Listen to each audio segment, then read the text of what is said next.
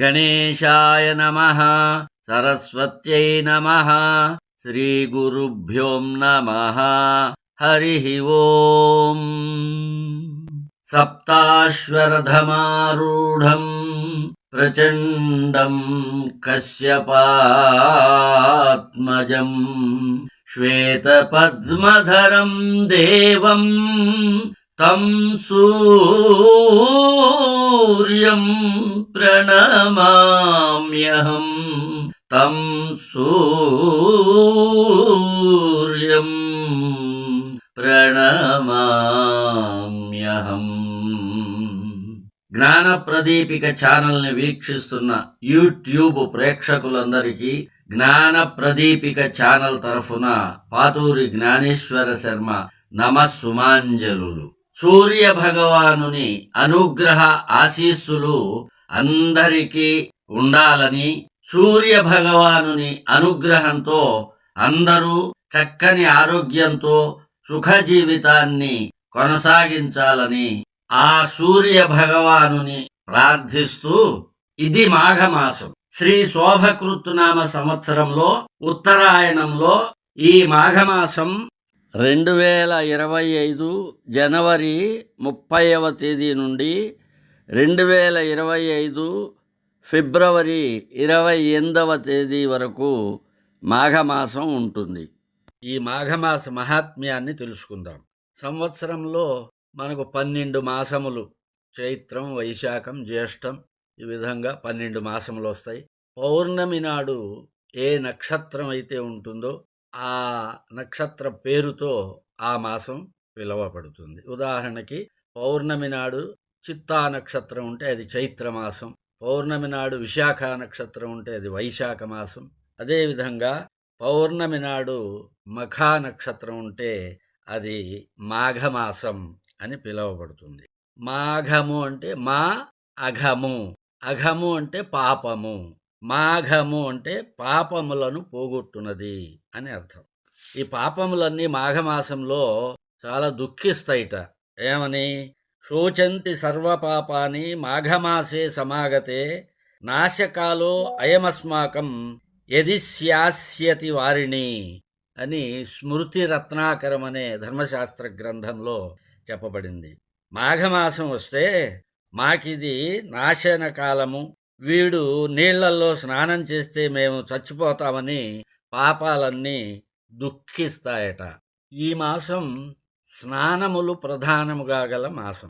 ఈ మాసంలో పుణ్యనదులలో గంగానది, త్రివేణి సంగమంలో, అలాగే నదీ సాగర సంగమాలలో స్నానం చేయటం ఎంతో పుణ్యప్రదం. వీటిల్లో స్నానం చేయలేని వారు ఇంటి వద్దనే స్నానం చేయవచ్చు. ఈ మాసంలో చన్నీటి స్నానం చేసిన వారు పాప విముక్తులై స్వర్గాన్ని పొందుతారు. అశక్తులైన వారు వేడి నీటితోనైనా స్నానం చేయవచ్చు. మాఘే నిమగ్నాః సలిలే సుశీతే విముక్త పాపాః త్రిదివం ప్రయాంతి. వ్రతైర్దానైస్తపోభిశ్చ న తథా ప్రీయతే హరిః మాఘమజ్జన మాత్రేణ యథా ప్రీణాతి కేశవః ప్రీయతే వాసుదేవస్య సర్వపాపాపనుత్తయే మాఘస్నానం ప్రకుర్వీత స్వర్గలాభాయ మానవః అని పద్మపురాణం ఉత్తరఖండంలో మాఘమాస మహాత్మ్యాన్ని వర్ణిస్తూ చెప్పబడింది. అంటే మాఘమాసంలో స్నానమాత్రం చేత ప్రసన్నుడైనట్లుగా శ్రీహరి వ్రతములు, దానములు, తపస్సుల చేత తృప్తి చెందడు. అందుచేత స్వర్గప్రాప్తి, పాపముల నుండి విముక్తి, వాసుదేవుని అనుగ్రహం పొందాలంటే మాఘమాసంలో తప్పక స్నానములు చెయ్యాలి. అస్మిన్ హి భారతే వర్షే కర్మభూమౌ విశేషతః అమాఘస్నాయినాం నృణాం నిష్ఫలం జన్మకీర్తితం. కర్మభూమి అయిన భారతదేశంలో జన్మించి కూడా మాఘస్నానం చేయని వారి జన్మ వృధా. నసమం భవితా కించిత్ తేజః సౌరేణ తేజసా తద్వత్ స్నానేన మాఘస్య న సమాహ క్రతుజాః క్రియాః. సూర్య తేజస్సుకు సాటివచ్చు మరొక తేజస్సు లేనట్లే మాఘస్నాన మహిమకు సాటిగా వచ్చు క్రతువు గాని క్రియ గాని మరొకటి లేవు. ఈ మాసంలో ప్రయాగలో స్నానం అతి ప్రశస్తం. ప్రయాగను స్మరిస్తూ ఇంట్లో స్నానం చేసిన ఉత్తమ ఫలితం లభిస్తుంది. మాసమంతా విధి విధానంగా స్నానం చేయటం ఎంతో పుణ్యం. మాసమంతా చేయలేని వారు కనీసం 3 రోజులైనా, 3 రోజులు కూడా చేయలేని వారు కనీసం 1 రోజైనా, అది కూడా మాఘ పౌర్ణమి నాడు స్నానం చేయాలి. పౌర్ణమి నాడు సముద్ర స్నానం కూడా ఎంతో పుణ్యప్రదం. మాఘ పౌర్ణమి నాడు స్నానం చేయటాన్ని జ్ఞాపకం పెట్టుకోవటానికి మన పెద్దలు ఒక సూత్రం చెప్తారు. ఆ కా మా వై.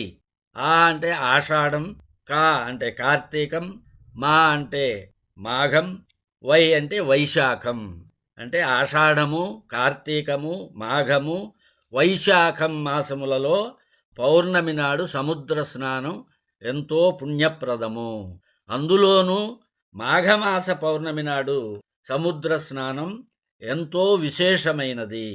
మాఘ స్నానం చేసేవారికి ముఖ్యంగా మనోనిర్మలత, శ్రద్ధ కూడా అత్యంత ఆవశ్యకం. మాఘమాసంలో స్నానం చేయటానికి ముందు సంకల్పం చెప్పుకొని ప్రార్థన చేసి స్నానం చేయాలి. ఆ సంకల్పం ఈ విధంగా ఉంటుంది. ఓం తత్సత్ అద్య మాఘమాసి పక్షే, అంటే అది ఏ పక్షమో ఆ పక్షం పేరు చెప్పాలంటే శుక్లపక్షమా లేకపోతే కృష్ణపక్షమా, తిథౌ ఆ రోజు ఏ తిథో, వాసరః ఏ వారమో ఆ వారం పేరు చెప్పి, మకరస్థ రవిం యావత్ మాసే గోత్రః మీ గోత్రం పేరు చెప్పుకుని, నామధేయస్య మీ పేరు చెప్పుకుని, వైకుంఠ నివాసపూర్వక శ్రీ విష్ణు ప్రీత్యర్థం ప్రాతస్నానం కరిష్యే అని చెప్పి ఈ క్రింద చెప్పబోయే ప్రార్థన కూడా చెప్పుకుని స్నానం చెయ్యాలి. దుఃఖ దారిద్ర్య నాశాయ శ్రీ విష్ణోస్తోషణాయ చ ప్రాతస్నానం కరోమ్యద్య మాఘే పాప వినాశనం మకరస్థే రవౌ మాఘే గోవిందాచ్యుత మాధవ స్నానేనానేన మే దేవా యథోక్త ఫలదో భవ. దివాకర జగన్నాథ ప్రభాకర నమోస్తుతే పరిపూర్ణం కురుష్వేదం మాఘస్నానం మహావ్రతం. మాఘమాసమిమం పుణ్యం స్నామ్యహం దేవ మాధవ తీర్థస్యాస్య జలే నిత్యం ప్రసీద భగవన్ హరే అని ప్రార్థించి స్నానం చెయ్యాలి. మాఘస్నాన మహాత్మ్యాన్ని గురించి పద్మపురాణం ఉత్తరాఖండంలో వశిష్ఠ మహర్షి దిలీప మహారాజుతో ఈ విధంగా చెప్తాడు. వినా వహ్నిం వినా యజ్ఞం ఇష్టాపూర్తం వినా ప్రియే వాంఛంతి సద్గతిం స్నాతుం ప్రాతర్మాఘే బహిర్జలే. హోమములు, యజ్ఞములు, ఇష్టాపూర్త కర్మలు, ఇష్టాపూర్తములంటే ఇష్టి అంటే యజ్ఞము, పూర్తము అంటే వాపి కూప తటాకాదులు. వాపి అంటే నడబావి, అంటే మెట్లు, అంటే బావి లోపల మెట్లతో కూడి ఉన్నటువంటి బావి. దాన్ని ఏ వెల్ విత్ స్టెప్స్ అని అంటాం ఇంగ్లీష్లో. అది వాపి. కూటము అంటే బావి, తటాకములు అంటే చెరువులు. కాబట్టి సత్రములు నిర్మించటం, ఆలయాలు కట్టడం, అన్నదానం చేయటం, వీటిల్ని పూర్త కర్మలు అని అంటారు. ఇష్టము అంటే యజ్ఞములు శ్రౌత కర్మలు, పూర్తములు స్మార్త కర్మలు. కాబట్టి హోమములు, యజ్ఞములు, ఇష్టాపూర్త కర్మలు చేయకుండానే సద్గతిని పొందగోరు వారు మాఘమాసంలో ప్రాతకాలంలో బహిర్జలం అంటే బయట ఉన్న నీటితో స్నానం చెయ్యాలి. గో భూమి తిల వాసాంసి స్వర్ణధాన్యాని యాని చ అదత్వేచ్ఛంతి ఏ నాకం తే మాఘస్నాంతు సర్వదా.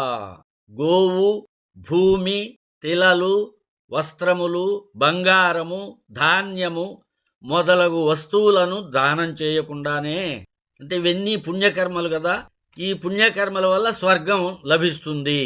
అయితే ఇవన్నీ చేయకుండానే స్వర్గం రావాలి అంటే మాఘమాసంలో ఎల్లప్పుడూ, అంటే ప్రతి నిత్యము ప్రాతకాలంలో స్నానం చెయ్యాలి. 3 సప్తాహ వ్రతై కృచ్ఛ్రేయ్ పరాకైశ్చ నిజాం తనుం అశోష్యేచ్ఛంతి ఏ స్వర్గం తపసి స్నాతుం తే సదా.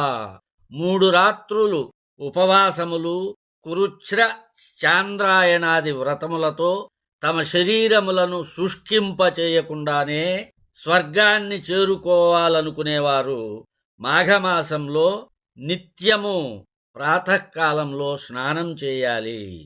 దేవలోకాన్ నివర్తంతే పుణ్యైరన్యై పరంతప కదాచిన్న నివర్తంతే మాఘస్నాన రతా నరాహ. ఇతర పుణ్యకర్మల ద్వారా స్వర్గమును పొందినవారు పుణ్యఫలం పూర్తి అవగానే తిరిగి భూలోకంలో జన్మిస్తారు. మాఘస్నానం చేసిన మానవుడు మాత్రం స్వర్గం నుండి తిరిగి రాడు అని వశిష్ఠ మహర్షి దిలీప మహారాజుకు చెప్తాడు. పద్మపురాణం ఉత్తరఖండంలో ఈ మాఘస్నాన ప్రభావాన్ని, అంటే మాఘస్నాన మాహాత్మ్యాన్ని వివరించే ఒక అద్భుతమైన కథ చెప్పబడింది. ప్రాచీన కాలంలో నర్మదా నదీ తీరంలో ఒక అగ్రహారం ఉండేది. ఆ అగ్రహారంలో సువ్రతుడు అనే బ్రాహ్మణుడు నివసిస్తున్నాడు. అతడు 4 వేదాలు, వేదాంగములు, ధర్మశాస్త్రములు, పురాణములు బాగా తెలిసినవాడు. అవే కాకుండా తర్కశాస్త్రం, జ్యోతిషం, గజవిద్య, అశ్వవిద్య, మంత్రశాస్త్రము, సాంఖ్యశాస్త్రము, యోగశాస్త్రము, 64 కళలు కూడా అభ్యసించాడు. అనేక భాషలు, వాటి లిపి కూడా తెలిసినవాడు. ఇంత విజ్ఞాని అయి ఉండి కూడా తన జ్ఞానాన్ని ధర్మకార్యాలలో ఉపయోగించలేదు. ధనం సంపాదించటమే ధ్యేయంగా పెట్టుకున్నాడు. పరమ లోభి. డబ్బు కోసం తీసుకొనరాని వారి నుండి కూడా దానం తీసుకునేవాడు. అలా జీవితాంతం ధనమే ధ్యేయంగా సంపాదించాడు. 1,00,000 స్వర్ణ నాణేలు సంపాదించాడు. వృద్ధాప్యం వచ్చింది. శరీరం జీర్ణించిపోయింది. కాల ప్రభావం చేత ఇంద్రియాలు కూడా వాటి పటుత్వాన్ని కోల్పోయాయి. కదలటానికి కూడా శక్తి లేని అసమర్థుడయ్యాడు. అప్పుడు అతనిలో వివేకం ఉదయించింది. జీవితమంతా ధన సంపాదనలోనే గడిపాను, జీవితాంతం ఒక్క సత్కర్మను కూడా చేయలేదు, పరలోక గతులను గురించి కూడా ఆలోచించనే లేదు, నేను ఏ విధంగా ఉద్ధరింపబడతాను అని సువ్రతునిలో వివేకం ఉదయించింది. పశ్చాత్తాపపడ్డాడు. ఈ విధంగా పశ్చాత్తాపమనే అగ్నిలో దహింపబడుతున్నాడు. పశ్చాత్తాపానికి మించిన ప్రాయశ్చిత్తం లేదు కదా. ఇలా ఉండగా ఒకరోజు రాత్రి దొంగలు అతను కూడబెట్టిన ధనాన్నంతా దోచుకుపోయారు. అసలే పశ్చాత్తాపంతో దగ్ధమవుతున్నాడు. ధనం పోవటంతో ధనం శాశ్వతం కాదని కూడా జ్ఞానోదయమైంది. ఇప్పుడు అతనికి ఒకటే చింత, పరలోకానికి సంబంధించి మనోవ్యాకులతో ఉన్నాడు. ఎలా ఉద్ధరింపబడాలనే ఆలోచన. ఇలా ఆలోచిస్తుంటే తను ధనం సంపాదించే రోజులలోని ఒక సంఘటన జ్ఞాపకం వచ్చింది. ఒక రోజున ధనం సంపాదించడం కోసం కాశ్మీర దేశం వెళ్తున్నాడు. మార్గంలో గంగా నదీ తీరంలో వేద పారంగతులైన బ్రాహ్మణులు కనిపించారు. వారు ప్రాతకాలంలో మాఘస్నానం చేసి కూర్చుని ఉన్నారు. అక్కడ ఒక పౌరాణిక విద్వాంసుడు ఒక శ్లోకంలోని అర్ధశ్లోకాన్ని చెప్తున్నాడు. మాఘే నిమగ్నః సలిలే సుశీతే విముక్త పాపాస్త్రిదివం ప్రయాంతి. మాఘమాసంలో సన్నీటిలో మునిగిన వాని పాపములన్నీ నశించి స్వర్గాన్ని పొందుతాడు అని ఆ పండితుడు చెప్తున్నాడు. ఆ సంఘటన జ్ఞాపకం వచ్చి ఈ సువ్రతుడు మాఘస్నానములు చేయాలి అని నిశ్చయించుకున్నాడు. నర్మదా తీరానికి వెళ్ళి అక్కడే ఉంటూ ప్రాతకాలంలో నర్మదా నదిలో రోజు స్నానం చేస్తున్నాడు. ఆ విధంగా 9 రోజులు గడిచాయి. స్నానం చేయటానికి కూడా శక్తి లేకుండా ఉంది.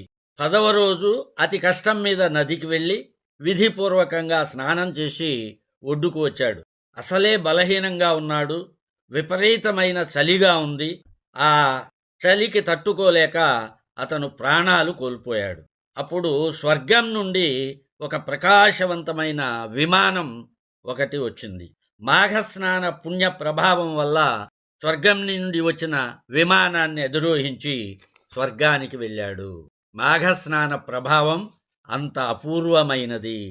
మాసపర్యంతం స్నానా సంభవేతు త్రయహం ఏకాహం వా స్నాయాత్. మాసమంతా స్నానాలు చేయలేకపోతే నెలలో 3 రోజులు కనీసం ఒకరోజైనా స్నానము చేయమని నిర్ణయసింధు చెప్పింది.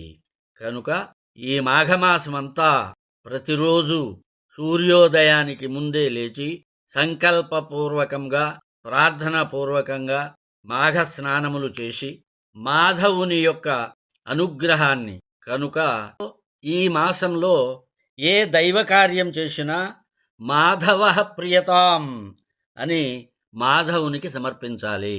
స్వస్తి ప్రజాభ్యః పరిపాలయంతాం న్యాయేన మార్గేణ మహిం మహిషః గోబ్రాహ్మణేభ్యః శుభమస్తు నిత్యం.